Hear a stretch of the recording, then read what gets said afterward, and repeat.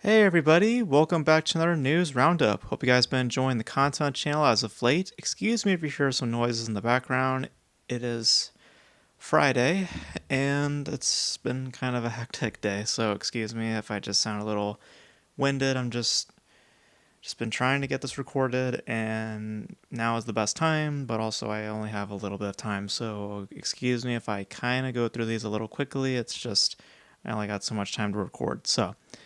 We got a couple of topics for today. Some interesting stuff to discuss, mainly some unfortunate stuff, but interesting stuff nonetheless. So, gonna cut this short, and we're just gonna dive right on in. So, the first thing we're going to discuss is revolving around Bong Joon-ho and his latest film, or his upcoming film, Mickey 17, which we've discussed on this segment before, and just wasn't really that crazy by the trailer. Just didn't really do much for me. Felt it was a bit too blatant, especially for Bong Joon-ho.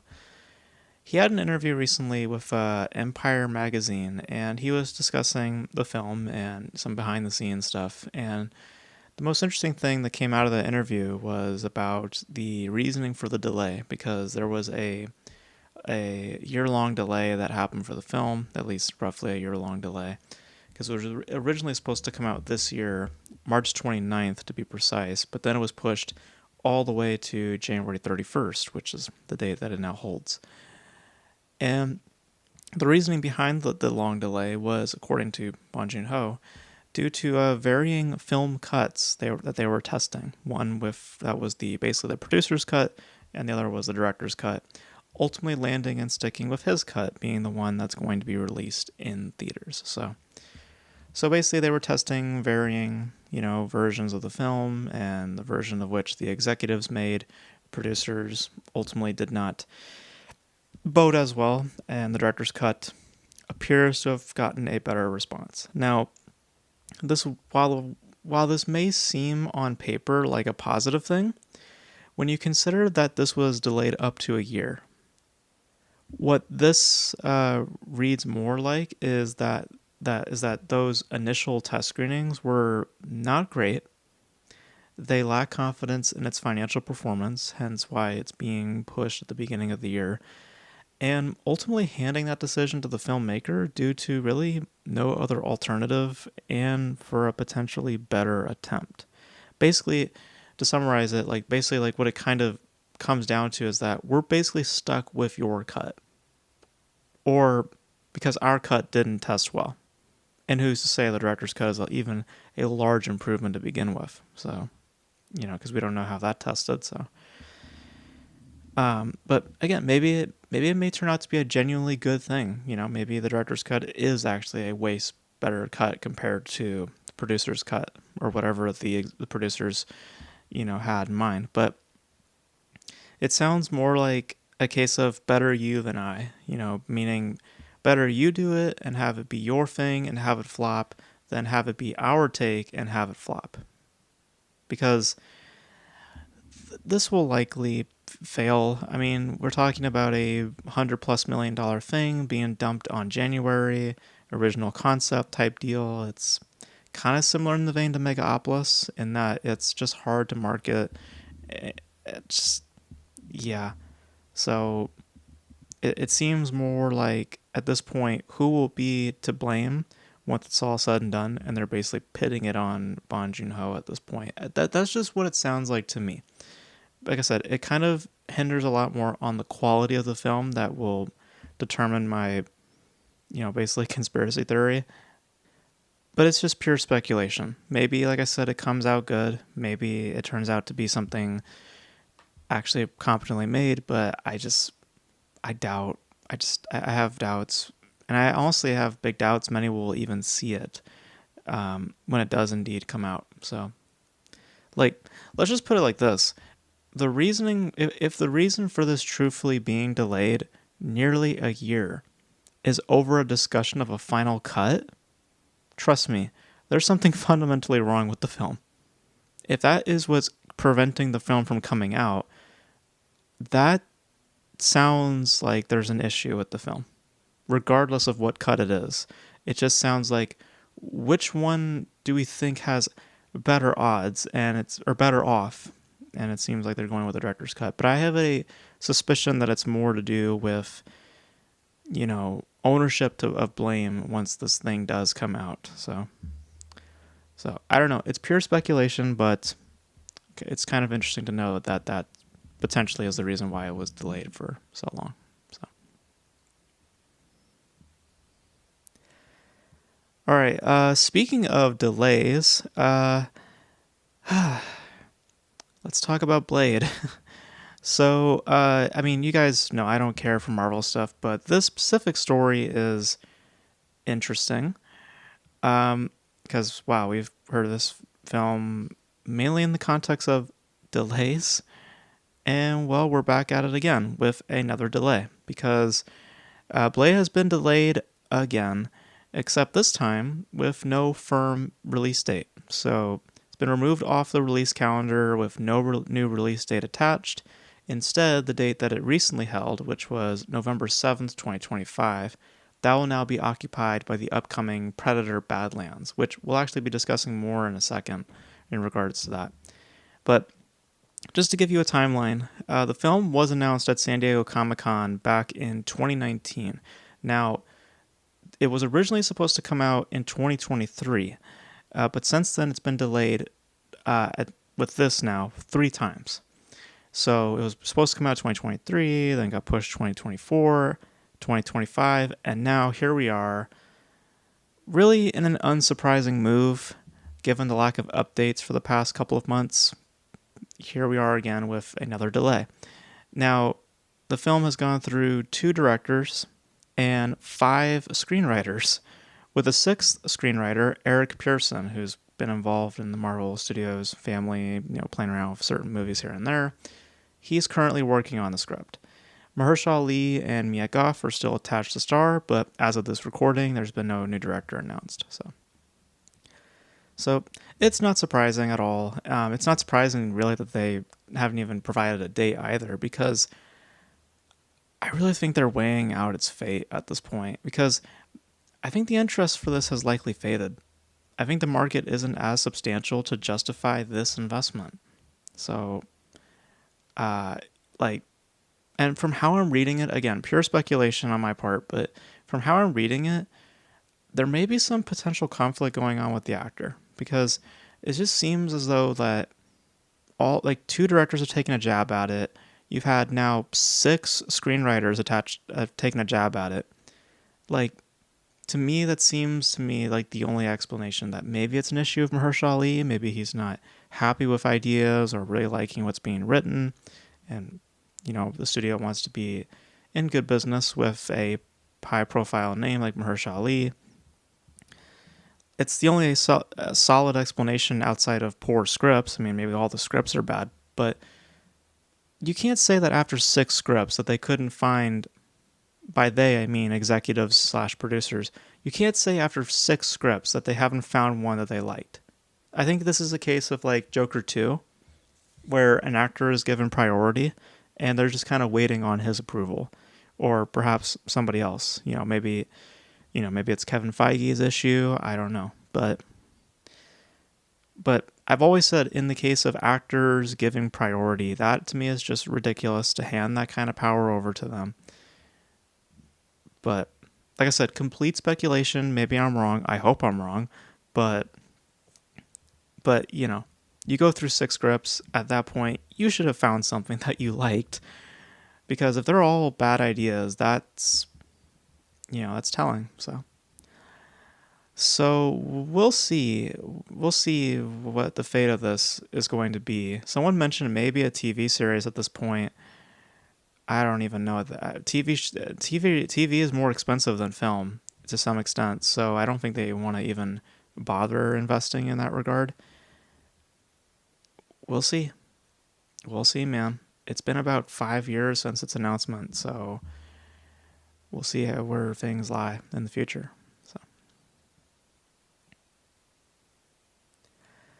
All right, we now have a new film study that I wish to discuss. Kind of an interesting one, because I kind of have a unique perspective on this. So According to a study conducted by the University of California, which surveyed roughly 1,500 people, a large majority of the respondents, mostly that of teenagers, prefer to have platonic relationships depicted on screen and on television rather than sexual content.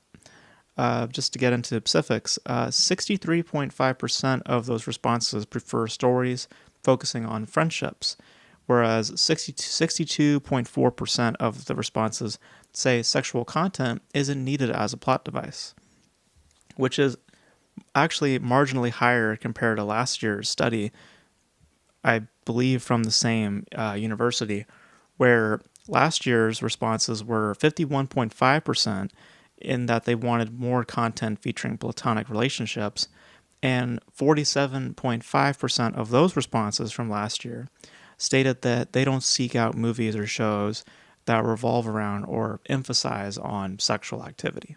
So it sounds like, according to this study, that teenagers are not looking for more sexual content in their media. So now, from what I've read of this study, it's never explicitly states that these people surveyed were against sexual content. They're just mainly addressing their preferences, which is a very, very, distinct difference in how you approach these topics. So that being said, I have a hard time believing these people. 2 reasons. One is a lot to do with the movement in film today and are gearing towards explicit content. A lot of the reasoning, the rationale behind that gear shift is because of it's in response to the demographic Hollywood wishes to follow and attract, which is that of the younger crowd, the younger generation, my generation specifically, which, as someone who's in this generation can tell you, is a very reactionary, narcissistic, and highly explicit group. So all Hollywood is doing is following where the money may lie.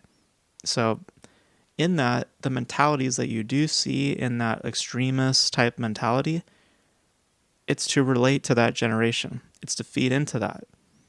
So that's part of it. Now the second reason, let's just be real here. You're a teenager who gets brought up on this study, and you're asked these specific questions regarding sexual content. What teen would outright state that they like watching that kind of content? It's an admittance of watching porn to the public. So, of course, they're probably not going to say no. They're probably going to give a more mature answer. And knowing the mentality of teenagers today, not saying all teenagers act like this, but the majority of teenagers I've seen wouldn't say they have the highest IQ. So, yeah. So I don't fully buy this study. I mean, it's only 1,500 people, so it's really just a sampling. It's not of the world, it's at large. But yeah, I don't fully buy the study, especially since it never directly asks its people conducting the study if they like watching that form of content. It's just asking, which would you prefer? But of course, being the horny teenager, you're not going to state outright that, hey, I do like watching porn. They're not going to do that. So, yeah. So I have a hard time buying these numbers. I just do. So, but I mean, if it is legit, that's great. I mean, because we've discussed before about sexual content. It's something that doesn't really need to exist at all, as some people state. It's not needed as a plot device. You can show relationships, you could just show romantic relationships. We don't need to see the sexual parts. The sexual parts are not even needed unless you're doing erotica, as I've mentioned in the past. So I agree with what they're saying. I'm just saying that I don't think they agree with what they're saying. I think they're just saying stuff that sounds better because they don't want to look like horny teenagers, when indeed that's what they actually are. So as someone who once was a teenager, I understand. That's just all I'm saying. But maybe they're being truthful. I don't know. But I don't know. I have a hard time believing that. So, all right. In a another unsurprising move. This actually came out today, right before I recorded. We have a ruling on the motion to revive the Rust manslaughter case because, for those who don't know, the prosecution filed a request to reopen the case, and they went to the judge who oversaw Alec Baldwin's case to try to reopen that case. Well, apparently the judge has denied the motion. Not surprising at all, really. So that's been rejected, and the rationale behind the rejection is that the arguments made by the prosecution, which, mind you, their arguments, prosecution's arguments are, the evidence that was quote unquote shielded from the defense was immaterial, which to some extent they're correct. I think that they're actually pretty correct on that front. According to the judge, though, those arguments made by prosecution were pretty moot, and they haven't raised any new concerns that weren't made previously. And the judge also notes that the prosecution's request to reconsider the dismissal of the trial was made too late. So let's remember one very important thing when the prosecution presented their motion to the judge. Let's just remember one important thing. All the judge did was make a point of the page limit. The page limit. All she ever brought up was, hey, you have too many pages.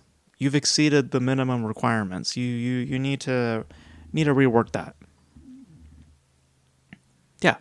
She didn't dispute any claims being made, and to this day, after today, she still hasn't made any attempts to dispute the claims from the prosecution. So this dismissal, just so you understand, is solely based on a technicality. It has nothing to do with the actual case. It has nothing to do with a guilty verdict. It has nothing to do with this and that. Because let it be known, the prosecution would have destroyed the defense. They absolutely would. They have a ton of evidence. They have a ton of witnesses, a bunch of things that they could have used that, even in the trial that was conducted for the few days that it existed, prosecution was honestly winning out. They had the edge over them. It's just that this happens to happen, and all of a sudden the case just got thrown out entirely. Which to me, to this very day, I still found to be very peculiar. It's like, why would you throw out the entire case and not just, the court case itself, generally speaking, was pretty hamstrung together. It wasn't a clean, it wasn't a clean trial by any respect, but still, to throw it out entirely, I just felt was very unprofessional. And everyone forgets, mind you, that the defense was constantly, months prior to this trial, they were trying to get this case thrown out. They were trying hard with the judge, and the judge would deny all that. So, they knew their client was guilty. They knew. They knew they didn't have a strong argument. Of course, they represent him because they're looking to get some money out of it, which I just read somewhere also that they're looking for, his attorneys are looking for money because of the time that they spent at the trial or something like that. Some weird claims or something like that. But make no mistake, they were saved by this moronic technicality that was in place. That's it. That's the only reason why the trial will no longer happen and why the case has been closed. It's because of a technicality, not because of arguments, not because of this and that, not because of a substantial amount of evidence to support Alec Baldwin, all because of a technicality. And just so you remember also, the man who claims to have not killed Helena Hutchins claims to have not pulled the trigger. Just remember that. That's something that he states, that he never pulled the trigger, and yet there's police cam footage that has him admitting to holding the weapon, which I'm pretty sure would have also appeared in court in that trial, which is very, very damning. So yeah, the dude's guilty, and they knew it, and they were just saved by this really ridiculous technicality.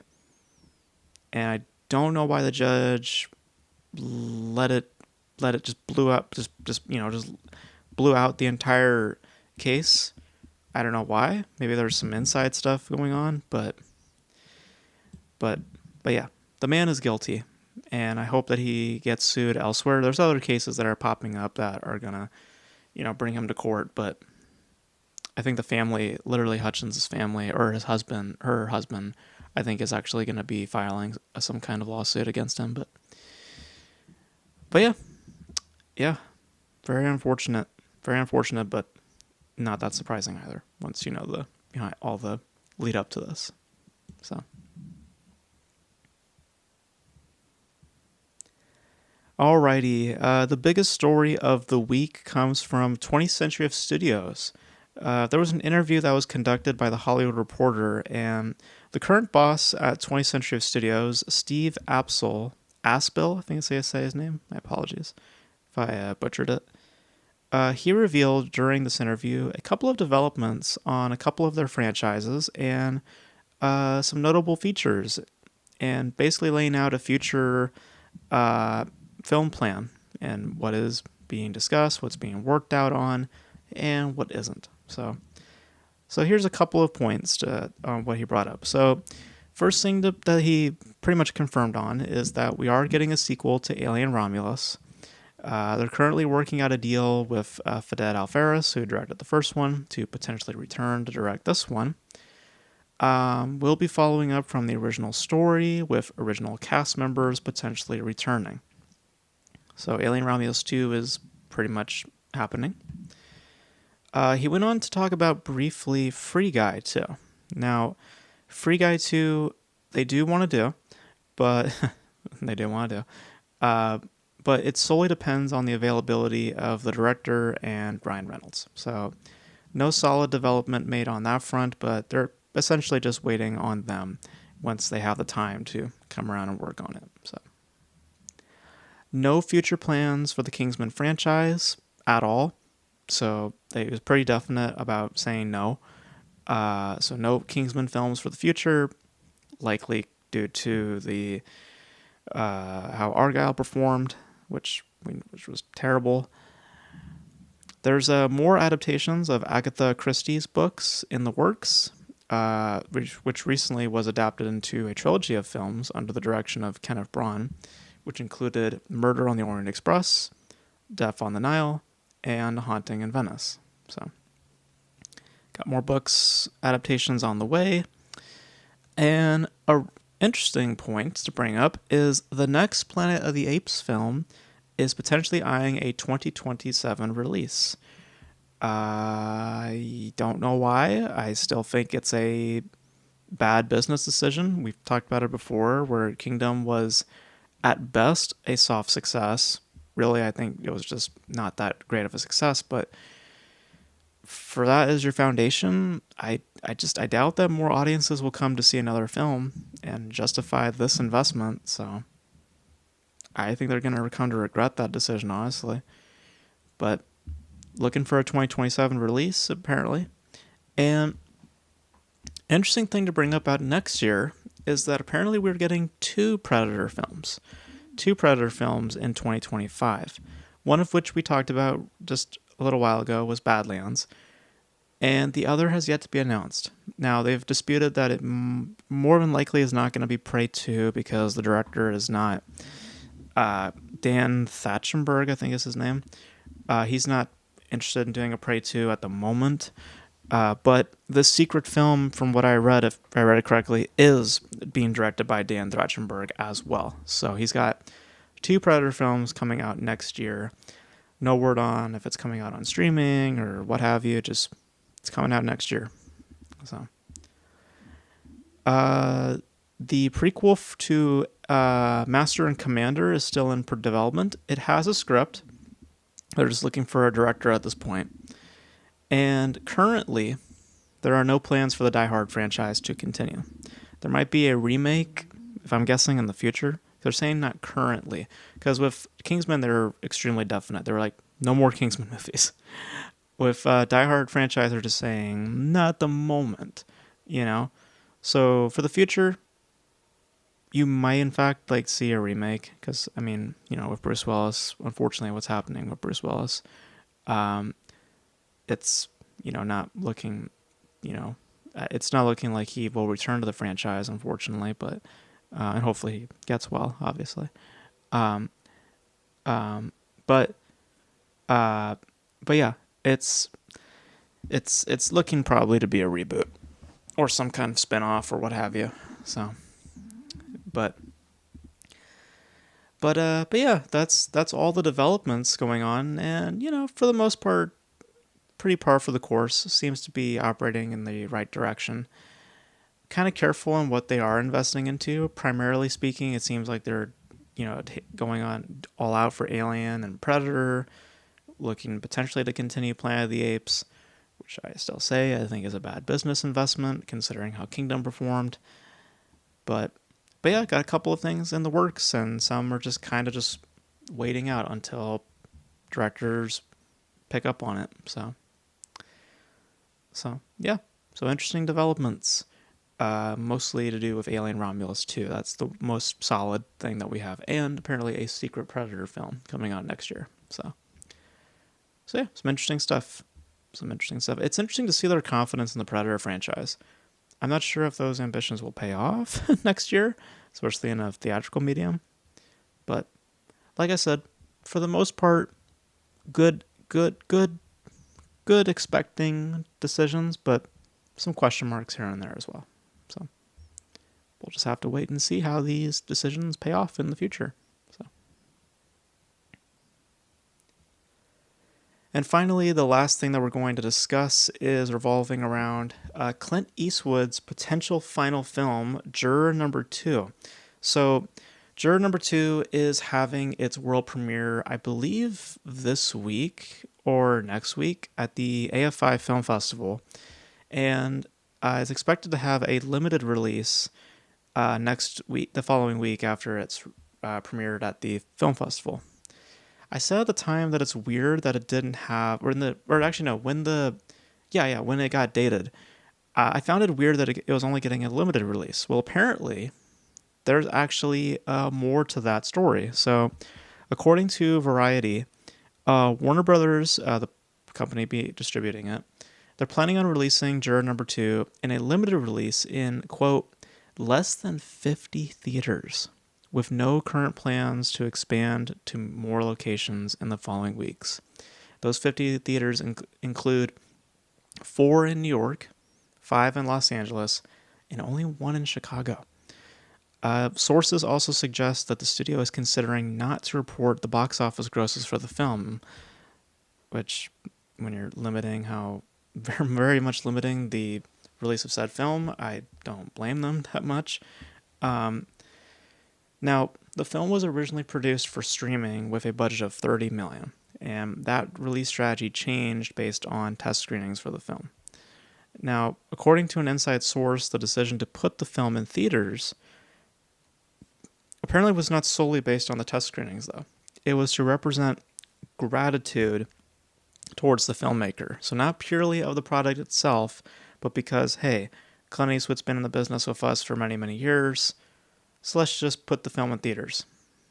Now, this isn't the first time that this has happened, though, because way back in 2021, according to an interview that was conducted in 2022 with the new CEO, David Zaslav, apparently when they were working on Cry Macho, which turned out to be a financial failure, it was a point of doubt within the studio. Apparently with the executives, they were very doubtful for greenlighting the movie. They had trouble seeing the financial gains, the financial profits, the big profits that can be made off of it.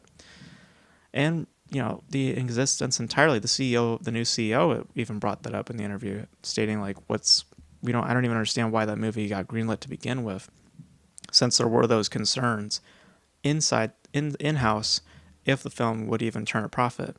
And of course it didn't. So here's the thing. So within that, again, some speculation happened. A lot of speculation in this news roundup. But from reading this, The insinuation is that the studio may have in fact greenlit his 3 most recent work because they didn't have the heart to say no to him. So we know that Cry Macho was done out of gratitude. We know Juror number 2 was based off of gratitude. Who's to say that Richard Jewell, which I believe was also his other most recent work, let me check real quick here, because I'm pretty sure that's his most recent one. Yep. Oh no, Richard Jewell was even prior to that. Okay, so Richard Jewell was prior. Okay, so forget what I just said. Richard Jewell was before Cry Macho. Yeah. Okay, so then never mind. So then based on the 2 films recently, so based on Cry Macho and based on, well, Richard Jewell also probably plays into it because Richard Jewell wasn't a financial success either. So, but, but still. Basically, his 2 most recent films, Cry Macho and Juror number 2, they were made purely for gratitude of the man, not because he's brought in any real profit or any good business towards the studio. Just acting like he's some kind of auteur when the man hasn't delivered any money to the studio for really the past 5 years. Like even maybe even further than that. So yeah. So that's the reason why Juror number 2 exists and why Cry Macho also exists. It has nothing to do with the actual product. It has to do with the fact that, well, we like Clint and he's worked with us for a long time and he's getting older. Let's just, let's be nice, essentially. Let's not be businessmen here. Let's be friends. So they just wanted to maintain their relationship with Clint Eastwood, and if the studio is not confident in the product at all, why does it exist? Why? I mean, that rationale does not hold water. Because as someone points out in the article, and is also a noteworthy quote, this ain't show business. This ain't. Wow, I butchered the hell out of that. This ain't show friends. It's show business. So, now it is coming out. So it is coming out. So, my question is why is this not on streaming? Okay, instead of just burying the film, because that's what they're basically doing, is just burying it, why not just let it find life on streaming? Especially if you're looking to hide your losses, because if you're not going to release numbers on its performance, why have public receipts in a theatrical run? Why? I mean, doing it all for Clint Eastwood, it's a nice gesture, but it's also not an excuse. It's not. This is solely grounds for streaming. And also, in terms of a business investment, I don't think that's going to look good for the company, knowing that publicly now that, well, we did this out of respect for the man, not because we actually think financially that there was profits to be gained. That's not going to look good on them towards their investors or what have you, blah, blah, blah. They should have let him go a long time ago, because it's once again making these filmmakers feel like they're royalty, and they shouldn't be treated this way. They shouldn't, especially someone like Eastwood. Eastwood is not a Nolan. He's not a Nolan in today's business. All he is now is just a name without true value. And that's harsh to say, but it's the truth. Okay? Because as I mentioned, if you want to hide it, which also, mind you, doesn't give me much confidence in the product itself, that's what streaming's for. Just dump it, release it, and then never talk about it again. And you have no public receipts, you have no evidence to suggest how the film's performing. Just ask Netflix. That's what Netflix does all the time. They just will occasionally show their numbers when it actually is in their favor. But most times they won't show you their numbers because, well, most things on Netflix don't perform that well. So, you could have just done that. So, it's an example of it's show business, not show friends. I know you guys respect Clint Eastwood, but dude hasn't made money in years. Okay, so it's time to let the dude go. So I think that's just really backwards thinking. Really kind of just pitiful, and it's if I were Clint, I would be feeling kind of embarrassed and honestly kind of like degraded if that's the rationale behind the release of my products. Not because they sound like good things or because they have value. It's because, well, we just don't have the heart to tell you no. Which that kind of stings more in some regard when you think about it. So yeah. So if you can't catch in theaters, try. But otherwise,